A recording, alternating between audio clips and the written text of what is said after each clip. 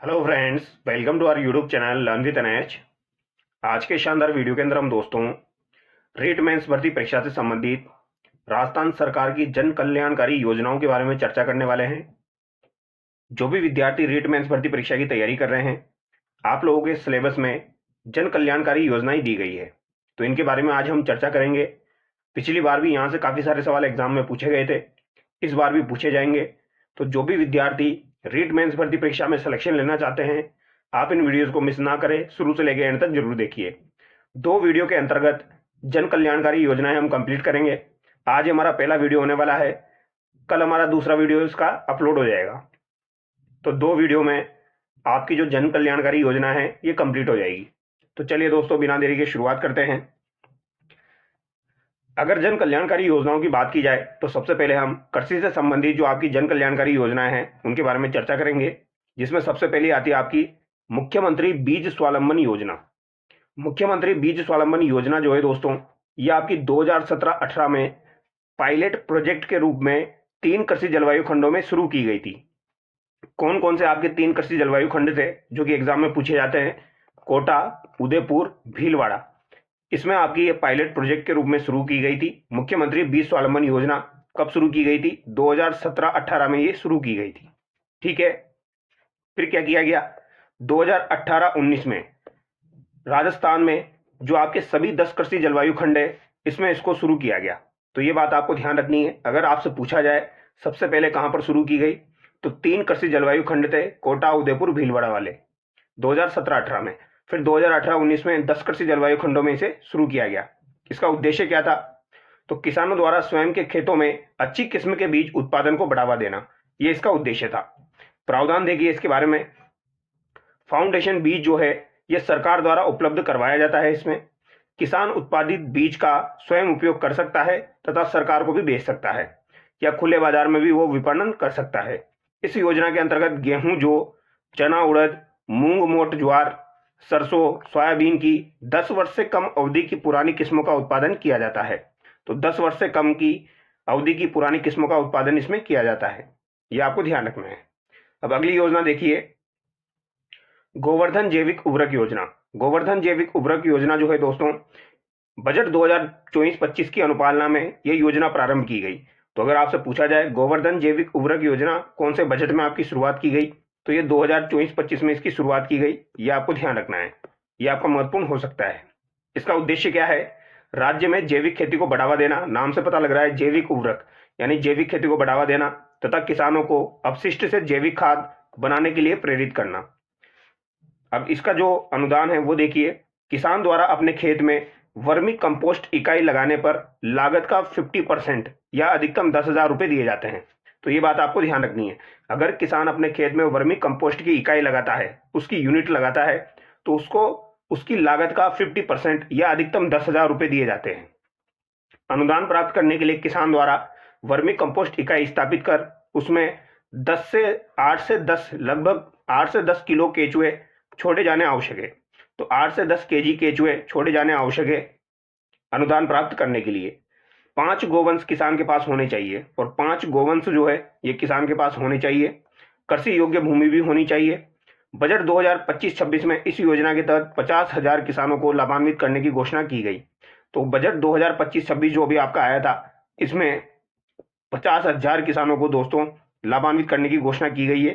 तो ये बात आपको ध्यान रखनी है, ये आपसे एग्जाम में पूछी जा सकती है। अगला सवाल देखिए, यानी अगली योजना है आपकी राजस्थान जल क्षेत्र आजीविका सुधार योजना। यह भी आपकी महत्वपूर्ण योजना है। यह योजना आपकी जायका के द्वारा संचालित की जा रही है। जायका मतलब हो जाएगा आपका जापान इंटरनेशनल कोऑपरेशन एजेंसी।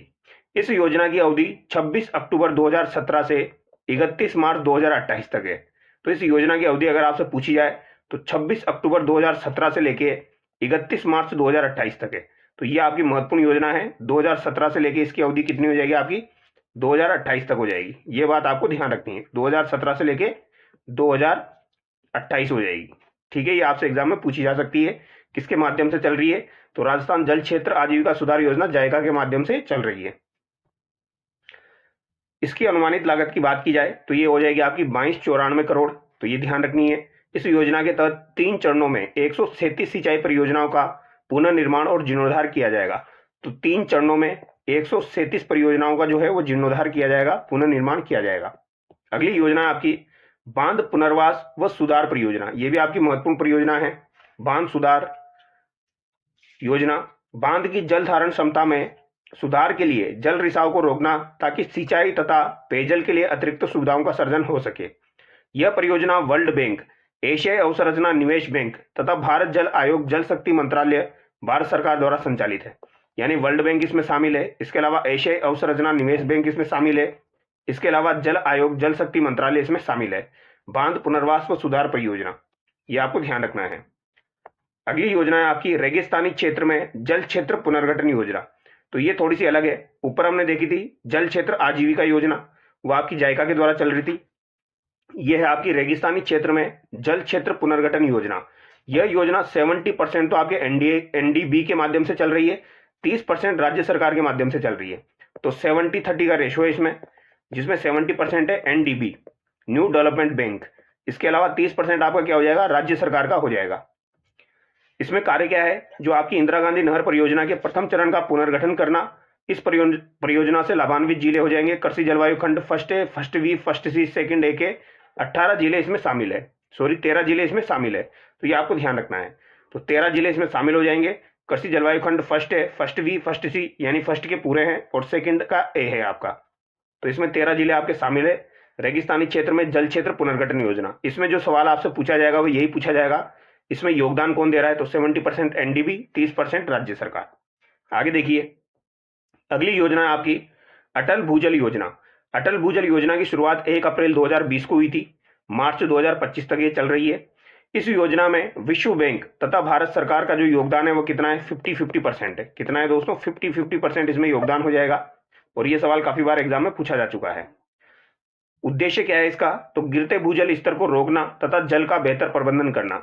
इस योजना में राजस्थान के कितने जिले शामिल है, तो राजस्थान के 17 जिले इसमें शामिल है और 28 पंचायत समितियां इसमें शामिल है, जिनके 1132 गांव हैं। तो 17 जिले हैं, 38 आपकी पंचायत समितियां हैं और 1132 आपके गांव शामिल है। ये आपको ध्यान रखना है, ठीक है। तो यहां पर सवाल बनेगा, तो ये बनेगा कब शुरुआत हुई, 1 अप्रैल 2020 को। कितना योगदान है, 50-50 योगदान है वर्ल्ड बैंक और भारत सरकार का, ठीक है। राजस्थान के कितने जिले शामिल है, 17 जिले शामिल है। कितनी पंचायत समितियां शामिल है, तो 38 पंचायत समितियां शामिल है, 1132 गांव इसमें शामिल है। आगे देखिए, राष्ट्रीय जल विज्ञान परियोजना। राष्ट्रीय जल विज्ञान परियोजना जो है, इसकी शुरुआत आपकी 2016 में हुई थी, 2016 से 2024। तो राष्ट्रीय जल विज्ञान परियोजना जो है 2016 से 2024 है। यह परियोजना भी आपकी वर्ल्ड बैंक और भारत सरकार की संयुक्त परियोजना है। इस परियोजना के तहत सर्वप्रथम जो आपका बीसलपुर बांध है टोक के अंतर्गत, उस पर स्काडा सिस्टम स्थापित किया गया। तो बीसलपुर बांध पर सर्वप्रथम आपका स्काडा सिस्टम स्थापित किया गया था और यह सवाल भी आपका एग्जाम में पूछा जाता है। स्काडा सिस्टम सर्वप्रथम कौन से बांध पर लगाया गया, तो ये आपका कहां पर लगाया गया भैया, ये आपका लगाया गया बीसलपुर बांध पर, ठीक है। वर्तमान में ये 7 बांधों पर स्थापित है। कौन कौन से है 7 बांध, बीसलपुर है, माही है, छापी है, जवार सागर है, राणा प्रताप सागर है, गुडा है और जवाई बांध है। स्काडा का मतलब क्या होता है, supervisory control and data acquisition. तो ये आपसे पूछा जा सकता है, supervisory control and data acquisition, ये आपका स्काडा का फुल फॉर्म होता है। आगे देखिए, राष्ट्रीय खाद्य सुरक्षा मिशन। तो राष्ट्रीय खाद्य सुरक्षा मिशन के बारे में आपने सुना होगा, NFSM के नाम से इसे जाना जाता है। इसे 2007 में गेहूं और दलहन पर इसे शुरू किया गया था। तो इसकी शुरुआत कब हुई थी, राष्ट्रीय खाद्य सुरक्षा मिशन की अगर आपसे पूछा जाए तो याद रखना 2007 में इसकी शुरुआत हुई थी। गेहूं और दलहन के लिए इसे शुरू किया गया था। गेहूं में इसमें 14 जिले शामिल है। तो ये सवाल पूछा जाता है, गेहूं में 14 जिले हैं और एक आपका आता है बाजरा। बाजरा में इसमें 21 जिले शामिल है। तो ये 21 जिले वाला सवाल भी एग्जाम में पूछा जाता है। बाजरा में 21 जिले हैं, गेहूं में 14 जिले हैं, ये तो आपको याद रखने हैं। दलहन में सभी जिले इसमें शामिल है। मोटा अनाज जो है, इसमें मक्का में 5 जिले इसमें शामिल है। व्यवसायिक फसल की बात की जाए तो जौ में 7 जिले हैं और कपास में 16 जिले हैं।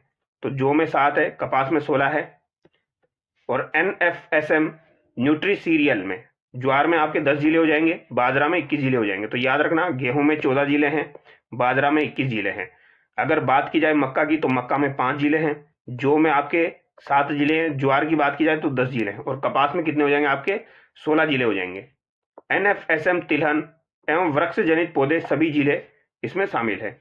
आगे देखिए, प्रधानमंत्री फसल बीमा योजना, प्रधानमंत्री फसल बीमा योजना यह आपकी 2016 की हो जाएगी। फसल बीमा योजना की बात की जाए, यह योजना खाद्यान्न फसलों, अनाज, मोटा अनाज, दलहन, तिलहन व व्यावसायिक फसलों को दिया गया है। तो प्रधानमंत्री फसल बीमा योजना की शुरुआत कब हुई? 2016 में हुई। किनके लिए? खाद्यान्न फसलों के लिए है। अनाज, मोटा अनाज, दलहन, तिलहन, व्यावसायिक फसलों को इसमें शामिल किया गया। इस योजना के तहत किसान से ली जाने वाली प्रीमियम राशि कितनी है? तो ये काफी बार एग्जाम में पूछी जा चुकी है, आपको याद होगी। खरीफ के लिए 2% है, रबी के लिए 1.5% है, बागवानी के लिए 5%। तो ये आपको याद रखना है। केंद्र और राज्य का अनुपात कितना है? तो 60-40 केंद्र और राज्य का अनुपात है। तो ये भी आपसे पूछा जा सकता है। केंद्र और राज्य का अनुपात 60-40 है। देखो खरीफ क्या है? बड़ा है तो 2% हो जाएगा। रबी थोड़ा छोटा है लिखने में तो 1.5% हो जाएगा, तो 2-1.5 ये याद रखना। बागवानी सबसे बड़ा है तो ये आपका 5% हो जाएगा। इस तरीके से आप याद रख सकते हो। आगे देखिए, कृषक कल्याण कोष। तो कृषक कल्याण कोष जो है दोस्तों, ये भी आपकी इंपॉर्टेंट योजना है। यानी ये कृषक कल्याण कोष का जब गठन किया गया था, ये सवाल काफी बार एग्जाम में पूछा गया था। 16 दिसंबर 2019 को आपके कृषक कल्याण कोष का गठन किया गया था। 1000 करोड़ के बजट के साथ इसका गठन किया गया था। तो सर्वप्रथम इसका जो बजट था वो कितना था? 1000 करोड़ था। 16 दिसंबर 2019 को आपके कृषक कल्याण कोष का गठन हुआ था। लेकिन 2023-24 में इसकी राशि बढ़ा दी गई और ये 1000 से बढ़ाकर कितनी कर दी गई? 7500 करोड़ कर दी गई, ये आपकी 2023-24 में। ये बात आपको ध्यान रखनी है। आगे देखिए, कृषि विपणन से संबंधित योजनाएं। तो कृषि विपणन से संबंधित योजनाएं हम देख लेते हैं। जैसे कि मुख्यमंत्री कृषक साथी योजना। तो मुख्यमंत्री कृषक साथी योजना आपकी कब की हो जाएगी? 2009 की हो जाएगी। ठीक है, ये भी इंपॉर्टेंट योजना है।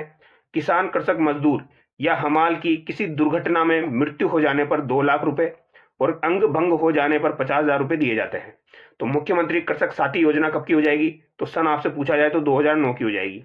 और अगर आपसे पूछा जाए मृत्यु हो जाएगी तो 2 लाख रुपए दिए जाएंगे, और अंग अगर भंग हो जाए तो कितने दिए जाएंगे? 50,000 रुपए दिए जाएंगे। अगली आपकी किसान कलेवा योजना। तो इसमें सिंपल सा सन आपसे पूछा जाएगा। किसान कलेवा योजना कब की है? 2014 की है। राज्य की ए व बी श्रेणी की मंडियों में 5 रुपए प्रति थाली की दर से गुणवत्तापूर्ण भोजन उपलब्ध करवाया जाता है। तो इसमें क्या किया जाता है? 5 रुपए प्रति थाली की दर से जो है वो भोजन उपलब्ध करवाया जाता है मंडियों में, गुणवत्तापूर्ण भोजन। तो किसान कलेवा योजना कब की हो जाएगी? आपकी 2014 की हो जाएगी। अगली योजना देखिए, महात्मा ज्योतिबा फुले मंडी श्रमिक कल्याण योजना। ये आपकी कब की है? 2015 की है। ये भी आपकी महत्वपूर्ण योजना है। इसमें क्या होता है? जो मंडी श्रमिक होते हैं उनको कुछ रियायतें दी जाती है, जैसे कि छात्रवृत्ति दी जाती है। अगर मंडी श्रमिक के बेटे या बेटी द्वारा कक्षा 10 से 12 में 60% अंक लाने पर उनको छात्रवृत्ति दी जाती है। चिकित्सा सहायता दी जाती है। मंडी श्रमिक के गंभीर बीमारी की स्थिति में, अस्पताल में भर्ती होने की स्थिति में 20,000 रुपए की आर्थिक सहायता दी जाती है। तो 20,000 रुपए की चिकित्सा के मामले में आर्थिक सहायता दी जाती है गंभीर स्थिति में। ठीक है, विवाह सहायता भी दी जाती है। अनुज्ञप्तिधारी महिला श्रमिक को अधिकतम 2 बेटियों के लिए स्वयं के विवाह के लिए 50,000 रुपए की आर्थिक सहायता दी जाती है। अब मुझे जहां तक याद आ रहा है ये 50,000 से बढ़ाकर अभी शायद 75,000 कर दिया गया है। एक बार इसे चेकआउट कर लेना आप लोग। तो 50,000 से शायद अभी इसे 75,000 कर दिया गया है। ठीक है, तो ये हम बात कर रहे हैं आपके महात्मा ज्योतिबा फुले मंडी श्रमिक कल्याण योजना की। ठीक है, तो विवाह राशि जो है वो पहले 50,000 थी, अभी मुझे जहां तक याद आ रहा है ये 75,000 आपकी हो चुकी है। फिर भी इसको एक बार चेकआउट करके मैं टेलीग्राम पर अपलोड करवा दूंगा। प्रसूति सहायता भी इसमें दी जाती है। अनुज्ञप्तिधारी महिला श्रमिक के मां बनने पर अधिकतम 2 प्रसूति अवधियों के लिए राजस्थान में प्रचलित अकुशल मजदूरी दर के अनुसार 45 दिन के लिए बराबर राशि दी जाएगी। यानी महिला को 45 दिन के बराबर राशि दी जाएगी और पुरुष श्रमिक को पिता बनने पर उसको 15 दिवस के बराबर राशि दी जाएगी, सहायता राशि।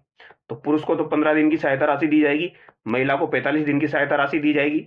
ये आपको ध्यान रखना है महिला श्रमिक कल्याण योजना में। फिर आपकी आती है दोस्तों ऊर्जा विभाग की योजना। अब ऊर्जा विभाग की जो योजना है इसके बारे में देखिए, मुख्यमंत्री निःशुल्क बिजली अनुदान। तो कृषि अनुदान से संबंधित है ये आपकी। ठीक है, मुख्यमंत्री किसान मित्र योजना के तहत किसानों को बिजली बिलों में 1,000 रुपए प्रतिमाह की छूट दी जा रही है। 2023-24 में इस योजना को मुख्यमंत्री निःशुल्क बिजली योजना में शामिल कर लिया गया। तो 2023-24 में से मुख्यमंत्री निःशुल्क बिजली योजना में शामिल कर लिया गया। कौन सी योजना को? मुख्यमंत्री किसान मित्र योजना को। ठीक है, अब इसमें क्या होता है? यह आपकी महत्वपूर्ण योजना है। इसमें क्या प्रावधान है? किसानों को प्रतिमाह 2,000 यूनिट निःशुल्क दी जाएगी। तो कितनी यूनिट प्रतिमाह दी जाएगी? 2,000 यूनिट किसानों को निःशुल्क दी जाएगी। इस योजना का लाभ जून 2023 के बिलों से दिया जा रहा है। तो जून 2023 के बिलों से दिया जा रहा है। 2,000 यूनिट से ज्यादा उपभोग करने पर मुख्यमंत्री किसान मित्र योजना के तहत उस माह विशेष में 1,000 रुपये अतिरिक्त सहायता दी जाएगी। तो 2000 यूनिट से अगर अधिक उपभोग करता है तो किसान मित्र योजना के तहत उस माह उसे 1,000 रुपये की रियायत दी जाएगी, अगर 2000 यूनिट से अधिक उपभोग करेगा तो मुख्यमंत्री निःशुल्क बिजली योजना के बारे में समझ लीजिए। अगर घरेलू अनुदान की बात की जाए तो घर पे आपको पता है 100 यूनिट तक बिल्कुल फ्री है, जीरो बिल आता है आपका। 200 यूनिट तक पहली 100 यूनिट के विद्युत शुल्क फिक्स चार्ज व नगरीय उपकर में छूट है, और 200 यूनिट से ज़्यादा हो तो केवल 100 यूनिट के विद्युत शुल्क में छूट, बाकी सारा व्यय उपभोक्ता वहन करेगा। तो ये आपको ध्यान रखना है, ठीक है। अब आगे देखिए, पीएम सूर्य घर मुफ्त बिजली योजना। तो पीएम सूर्य घर मुफ्त बिजली योजना आपकी 16 फरवरी 2024 को शुरू हुई है, ये भी आपकी महत्वपूर्ण है। सूर्य घर मुफ्त बिजली योजना का मतलब आपका हो जाएगा जो आपके घरों के ऊपर रूफटॉप लगाया जाता है, सौर ऊर्जा संयंत्र लगाए जाते हैं, तो उसके लिए ये योजना है। प्रतिमाह इसमें 300 यूनिट मुफ्त बिजली प्रदान करने हेतु 1 करोड़ घरों पर सोलर रूफटॉप संयंत्र लगाए जाएंगे। तो 1 करोड़ घरों पर सोलर आपके रूफटॉप संयंत्र लगाए जाएंगे। 300 यूनिट तक इसके तहत बिजली आपको फ्री मिलेगी। इसके तहत राज्य में 5 लाख घरों पर सौर ऊर्जा संयंत्र लगाने का लक्ष्य रखा गया है। तो 5 लाख घरों पर आपके सौर ऊर्जा संयंत्र लगाने का लक्ष्य इसमें रखा गया है। तो ये सवाल आपसे एग्जाम में पूछा जा सकता है, ठीक है। अब आगे देखिए, इस योजना का बजट जो है ये 75,000 करोड़ है रुपए है। तो 75,000 करोड़ रुपए इस योजना का बजट हो जाएगा। इसमें मैक्सिमम अनुदान कितना मिलता है आपको? 78,000 रुपये अनुदान मिलता है 3 किलोवाट के लिए। तो 3 किलोवाट के लिए आपको 78,000 रुपये का अनुदान इसमें मिलता है। तो ये बात आपको ध्यान रखनी है। अब आगे देखिए, पंचायती राज विभाग की कुछ योजनाएं हैं, जैसे कि आपको पता होगा राजजीविका की स्थापना यानी राजस्थान ग्रामीण आजीविका विकास परिषद की स्थापना आपकी कब की गई? 2010 में की गई। तो ये बात याद रखिएगा, राजस्थान ग्रामीण आजीविका विकास परिषद की स्थापना कब हुई? 2010 में हुई। ग्रामीण क्षेत्र के निर्धनों के लिए सतत आजीविका में वृद्धि कर उनके घरेलू आय को बढ़ाना। राजस्थान में राजजीविका द्वारा संचालित कुछ परियोजनाएं हैं, वो देखिए। जैसे राजजीविका के द्वारा एक योजना आपकी चल रही है राष्ट्रीय ग्रामीण आजीविका मिशन। तो राष्ट्रीय ग्रामीण आजीविका मिशन की शुरुआत आपकी कब हुई? 2011 में हुई। ये आपसे पूछा जा सकता है, सभी जिलों में ये आपकी लागू है। और एक आपकी चल रही है राष्ट्रीय ग्रामीण आर्थिक रूपांतरण परियोजना। तो ये आर्थिक रूपांतरण परियोजना जो है ये आपकी 2019 से शुरू हुई है। 9 जिलों के ये 36 खंडों में चल रही है। तो 9 जिलों के 36 खंडों में ये आपकी चल रही है आर्थिक रूपांतरण परियोजना, ठीक है। इनके उद्देश्य देखिए, जैसे कि आपकी राष्ट्रीय ग्रामीण आजीविका मिशन है, इसका उद्देश्य है ग्रामीण निर्धनों को स्वयं सहायता समूहों के माध्यम से आजीविका के बेहतर साधन उपलब्ध करवाना। और यहाँ पर इसका उद्देश्य हो जाएगा महिला नेतृत्व वाले कृषि और गैर कृषि उद्यम को बढ़ावा देना। तो ये इनके लक्ष्य हैं, ठीक है। नेक्स्ट आपकी आती है मनरेगा। मनरेगा आपकी काफी ज्यादा इंपॉर्टेंट है, सवाल बनने की संभावना है। इसका नाम हो जाएगा महात्मा गांधी राष्ट्रीय ग्रामीण रोजगार गारंटी योजना। पहले इसका नाम था राष्ट्रीय ग्रामीण रोजगार गारंटी योजना, बाद में इसमें महात्मा गांधी जोड़ दिया गया। यानी पहले इसका नाम था नरेगा, बाद में एम जोड़ दिया गया तो मनरेगा हो गया। तो नरेगा अधिनियम आपका कब का है? तो नरेगा अधिनियम की बात की जाए तो 2005 का अधिनियम है। सबसे पहले आपकी नरेगा की शुरुआत 2 फरवरी 2006 को 200 जिलों में की गई थी। तो सबसे पहले शुरुआत आपकी 2 फरवरी 2006 को हुई थी, ठीक है। कितने जिलों में हुई थी? 200 जिलों में हुई थी। फिर 1 अप्रैल 2008 को, फिर 1 अप्रैल 2008 को इसे पूरे देश में लागू कर दिया गया। तो ये बात आपको ध्यान रखनी है। फिर आपका जो इसका नाम था नरेगा से बदलकर मनरेगा, ये आपका 2 अक्टूबर 2009 को किया गया। तो 2 अक्टूबर 2009 को इसका नाम बदलकर फिर क्या कर दिया गया? मनरेगा कर दिया गया, ठीक है। उद्देश्य क्या है? काम करने के लिए ग्रामीण परिवारों के सभी वयस्क सदस्यों को 100 दिन का सुनिश्चित रोजगार उपलब्ध करवाना। तो ग्रामीण परिवारों के सभी वयस्क सदस्यों को 100 दिन का सुनिश्चित रोजगार उपलब्ध करवाना, ये इसका लक्ष्य है। विशेषताएं देखिए, ग्राम पंचायत का सदस्य इस योजना में लाभ लेने के लिए पात्र है। आवेदन करने के पश्चात फोटोयुक्त निःशुल्क जॉब कार्ड उसको जारी कर दिया जाता है। आवेदन करने की दिनांक के 15 दिन के भीतर रोजगार उपलब्ध करवाया जाता है, अन्यथा बेरोजगारी भत्ता दिया जाता है। तो ये लाइन आपकी इंपॉर्टेंट है, याद रखिएगा। रोजगार आपको 15 दिन में ही मिल जाता है, अन्यथा बेरोजगारी भत्ता दिया जाता है, ठीक है। गांव की 5 किलोमीटर की परिधि में ही काम उपलब्ध करवाया जाता है। तो 5 किलोमीटर के एरिया में ही काम उपलब्ध करवाया जाएगा, और इससे अधिक अगर दूरी होती है तो 10% आपको अतिरिक्त मजदूरी दी जाएगी, ठीक है। मुख्यमंत्री ग्रामीण रोजगार गारंटी योजना के तहत 100 दिन का रोजगार पूरा कर लेने पर 25 दिन का अतिरिक्त रोजगार दिया जाता है। तो ये सवाल अभी आपका वीडियो के एग्जाम में पूछा गया था। टोटल रोजगार कितना दिया जाता है? 125 दिन का दिया जाता है। 12 जिले में रहने वाली सहरिया जनजाति तथा उदयपुर में रहने वाली कथोड़ी और खेरवा जनजाति, एवं विशेष योग्यजनों को 100 दिन का अतिरिक्त रोजगार दिया जाता है।